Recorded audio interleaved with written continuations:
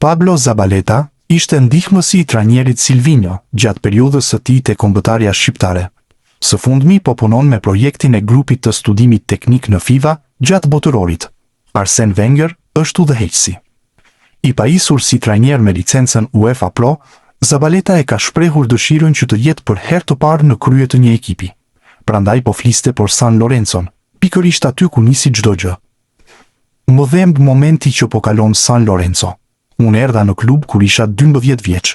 Kalova nëpër të gjitha kategoritë e moshave derisa arrita në ekipin e parë dhe jetoja në hotelin e klubit.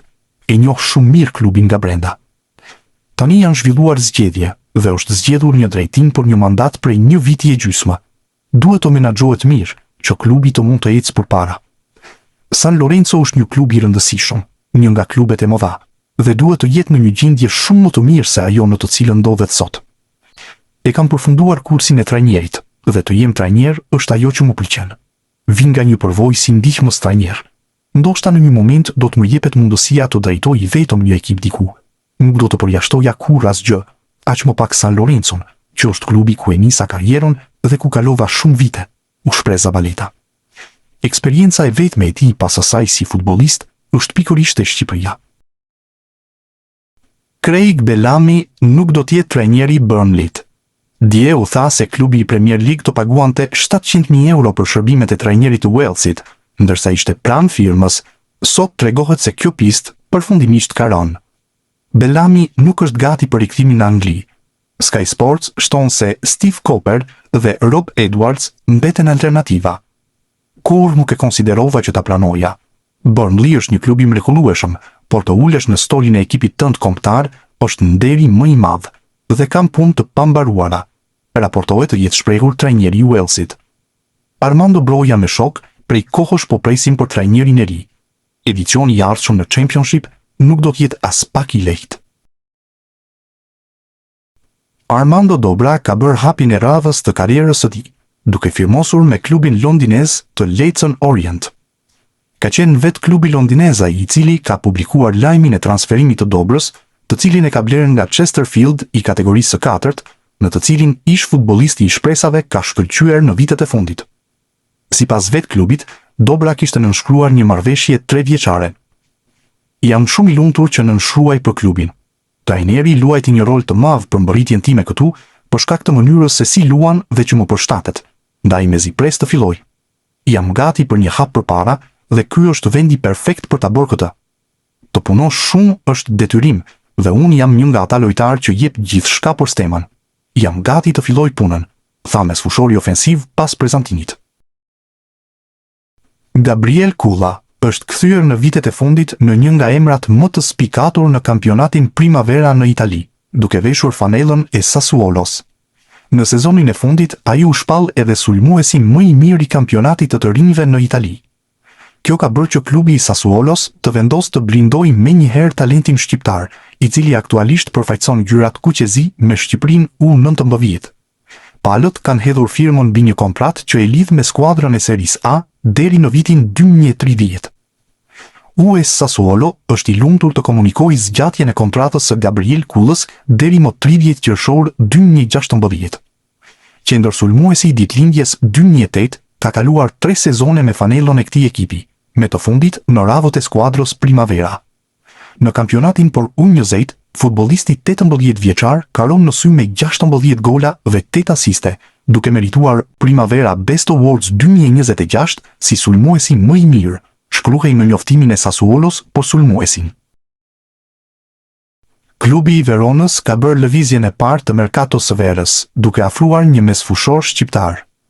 Leorat Bega i është bashkuar klubit të Saporon në Serin B, duke nënshkruar një kontratë 3 vjeçare. Mesfushori 22 vjeçar ka qenë pjesë e Stade Nyon në sezonet e fundit në Zvicër dhe tashmë është bërë pjesë e klubit italian, me të cilin ka nënshkruar deri në qershorin e vitit 2029. Bega ka qenë pjesë e Akademisë së Freiburgut në Gjermani, para se të bëhej pjesë e ekipit të Vil në Zvicër, ndërsa në 2 sezonet e kaluara ishte pjesë e Stade Nyon në kategorinë e dytë zvicerane. Mesfushori ka përfaqësuar Zvicrën me ekipet e moshave U19 në të kaluarën. Luis Hasa shfaqet gjithmonë më pranë Avelinos, që është pjesë e serisë B në Itali. Kartonin e 22 vjeçarit e zotëron Napoli, me të cilin ka kontratë deri në vitin 2029. Alfredo Pedula është gazetari që zbulon se do të ketë një takim mes përfaqësuesve të Avelinos dhe Napolit. Kujtojmë se Hasa ishte risia e madhe e kombëtares në qershor, ndërsa këtë vit vendosi të hiqte dorë përfundimisht nga Italia për të përfaqësuar Shqipërinë. Avelino po kërkon një mesfushor ofensiv që mund të luajë edhe si trekuartist. 2 javë më parë, më 10 qershor, ju kishim zbuluar disa emra, përfshirë edhe atë të Luis Hasa, i cili është në pronësi të Napolit. Në ditët në vijim, do të zhvillohet një takim mes klubeve për të gjetur një marrëveshje. Në listën e kandidatëve janë edhe Fabio Maestro, David Girma dhe Giacomo Olzer, por Avelino po përpiqet të përshpejtojë negociatat për Hasan, shkruan Pedula. Sivasspor ndodhet në një situatë serioze financiare dhe organizative, ku drejtues të klubit kanë paralajmëruar një afat kritik prej rreth 10 ditësh për shlyerjen e detyrimeve ndaj futbollistëve. Nëse pagesat nuk kryen brenda këtij afati, lojtarët mund të përfitojnë të drejtën e zgjidhjes së njëanshme të kontratave, gjë që do ta çonte klubin në një krizë edhe më të thellë, me rrezik real të humbjes së pjesës më të madhe të skuadrës. Në qendër të kësaj situate është edhe sulmuesi shqiptar Rej Manaj, për të cilin raportohen pagesa të prapambetura. Nëse detyrimet financiare nuk shlyen brenda afatit ligjor, edhe ai mund të aktivizojë të drejtën për të prishur kontratën në mënyrë të njëanshme. Brenda klubit flitet për një situatë emergjente, ku dështimi për të vepruar në kohë mund të çojë Sivassporin drejt një krize të thellë sportive dhe financiare, me pasoja që rrezikojnë seriozisht stabilitetin e tij për sezonin e ardhshëm. Vetëm pak ditë më parë, në media turke u raportua se pritej largimi i Manajt për shkak se klubi e kishte të vështirë të përmbushte kërkesat e tij financiare, dhe me sa duket, largimi tashmë është zgjidhja e vetme. Kristian Aslani është në udhkryq gjatë kësaj vere, pasi nuk ka ende të qartë se ku do të vazhdojë karriera e tij. Nëse një vit më parë ishte mesfushori ai që i diktonte kushtet Interit për një largim të mundshëm nga Zikaltrit, tani janë këta të fundit që diktojnë gjithçka, duke i krijuar jo pak probleme futbollistit. Sipas mediave italiane, vendimi i Interit është që të shes përfundimisht kartonin e Aslanit dhe jo të lejojë më huazimin me të drejtë blerje. Ka disa klube të interesuara për të transferuar mesfushorin, mes të cilëve Cagliari, i cili ka kërkuar informacione rreth tij. Por përgjigja e Interit ka bërë që diskutimet të mbyllen shpejt, pasi kampionët e Italisë kanë bërë të qartë që kërkojnë rreth 10 milion euro për kartonin e mesfushorit. Kjo është një shifër shumë e lartë, të cilën sardët nuk e përballojnë dot, dhe për këtë arsye janë tërhequr menjëherë.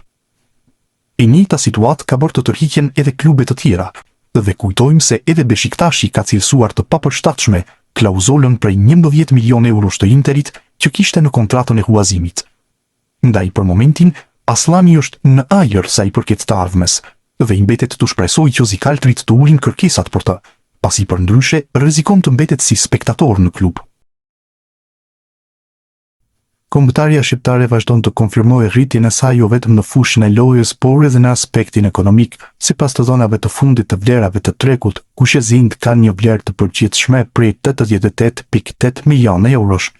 Mesfusha rezulton në reparti më i kushtueshëm i ekipit, ndërsa disa prej futbollistëve më të rinj të kombëtarës vijojnë të rrisin ndjeshëm vlerën e tyre në tregun evropian. Në krye të listës qëndron Anis Mehmeti, i cili është aktualisht lojtari më i shtrenjtë i skuadrës, ndërsa në fund të renditjes gjenden futbollist me eksperiencë dhe role më të kufizuara në përfaqësuese. Më të shtrenjtët. Në krye të listës së futbollistëve më të vefshëm të kombëtarës shqiptare renditet Anis Mehmeti me një vlerë tregu prej 15 milion eurosh, sulmuesi i krahut dhe mesfushori ofensiv, po kalon një moment të rëndësishëm në karrierë dhe konsiderohet aktualisht aseti më i kushtueshëm i kuqezimve. Pas tij vjen Kristian Aslani me 12 milion euro, mesfushori organizator mbetet një nga lojtarët më të rëndësishëm të Shqipërisë dhe një nga emrat me potencialin më të madh për të rritur më tej vlerën në vitet e ardhshme. Podiumi plotësohet në sulmuesi Mirlind Daku me 9 milion euro, i cili ka fituar terren faq paraqitjeve të mira dhe golave të shënuar. Më pas vin Mario Mitaj me 6 milion euro dhe Armando Broja me 5 milion euro. Lista e 10 futbollistëve më të shtrenjtë plotësohet në Luis Hasa dhe Christian Shpendi me nga 4.5 milion euro secili, ndërsa Berat Gjimshiti dhe Myrto Uzuni vlerësohen me nga 4 milion euro. Në vendet pasuese renditen Julian Shehu me 3.5 milion euro. Vlerat më të ulta. Në anën tjetër të renditjes gjenden lojtarët me vlerat më modeste të tregut. Mbrojtësi Nasser Ali rezulton futbollistin me vlerën më të ulët me semrave të paraqitur me 300.000 euro, pastaj renditet portieri Panoçirko me 400.000 euro, Simon Simoni, Arlinda Jeti dhe Bujar Plana kanë secili nga 600.000 euro vlerë tregu, ndërsa portieri Alen Sherri vlerësohet me 800.000 euro. Këto shifra nuk reflektojnë të mosdoshmërisht të rëndësinë e tyre në grup, por lidhen kryesisht me moshën, kampionatin ku aktivizohen dhe perspektivën e shitjes në tregun ndërkombëtar të transferimeve. Vlera sipas reparteve. Analiza e skuadrës sipas reparteve tregon qartë se forca ekonomike e kombëtares shqiptare ndodhet në mesfushë. Ky repart ka një vlerë totale prej 43.6 milionë eurosh, duke përbërë pothuajse gjysmën e vlerës së përgjithshme të ekipit. Sulmi identitetit tyti me 26.9 milionë euro falemrave si Mirlin Taku, Armando Broja, Myrto Uzuni dhe Kristian Shpendi. Kjo tregon se Shqipëria ka ndërtuar një repart ofensiv me potencial të konsiderueshëm për të ardhmen. Mbrojtja ka një vlerë totale për 16.5 milionë eurosh, ku peshën kryesore e mbajnë Mario Mitaj dhe kapiteni Berat Gjimshiti, ndërkohë portierët profesor repartin me vlerën më të ulët me vetëm 1.8 milionë euro në total. Kur analizohet përbërja kombëtare shqiptare nga aspekti financiar, bie në sy dominimi mes fushës e cila profesor repartin më të vlefshëm të skuadrës. Futbollistët e këtij sektori arrin një vlerë totale për 43.6 milionë eurosh, gati gjysmë e gjithë vlerës së ekipit. Pranira e emrave si Anis Mehmeti, Kristian Aslani dhe Luis Hasa ka bërë që mes fushat të jetë zemra jo vetëm e lojës së kuqezimve, por edhe pasurisë së tyre në tregun e transferimeve. Pas mes fushës vjen reparti ofensiv, i cili kap shifrën e 26.9 milionë eurove. Sulmi shqiptar vazhdon të mbështetet e lojtarë me potencial dhe eksperiencë, ku spikasin Mirlin Daku, Armando Broja, Myrto Uzuni dhe Kristian Shpendi. Vlera e lartë e këtij reparti tregon se Shqipëria disponon në alternativa cilësore në fazën sulmuese të lojtarë që mbeten të kërkuar në tregun evropian. Mbrojtja renditet e treta me një vlerë totale për 16.5 milionë eurosh. Pjesa më e madhe kësaj shifre mbështetet e Mario Mitaj dhe kapiteni Berat Gjimshiti, dy futbollistë që profesojnë siguri dhe eksperiencë në prapavi. Edhe pse mbrojtja nuk arrin nivelet e mesfushës dhe sulmit në aspektin ekonomik, ajo mbetet një nga pikat më të qëndrueshme të skuadrës kombëtare. Në fund qëndrojnë portierët me një vlerë të përgjithshme për 1.8 milionë eurosh. Alen Sherri, Simon Simoni dhe Panoçirko formojnë repartin me vlerën më të ulët në ekip, megjithatë diferenca financiare nuk pasqyron domosdoshmërisht rëndësinë e tyre në fushë. Në total kombëtarja shqiptare arrin vlerën e 88.8 milionë eurove, ndërsa mosha mesatare për 27.4 vjeç tregon se kuqezimtë kanë arritur një ekuilibër mes eksperiencës dhe potencialit për të arritur më tej vlerën e tyre në vitet e ardhshme. Në ndeshjet e shtatorit me shumë gjasa do të ketë afrime të reja ku priten lojtarë që mund të debutojnë, dhe shanset janë që vlera kombëtares në treg do ullet për shkak se mund të vinë lojtarë të rinj në moshë dhe që ende nuk janë konfirmuar.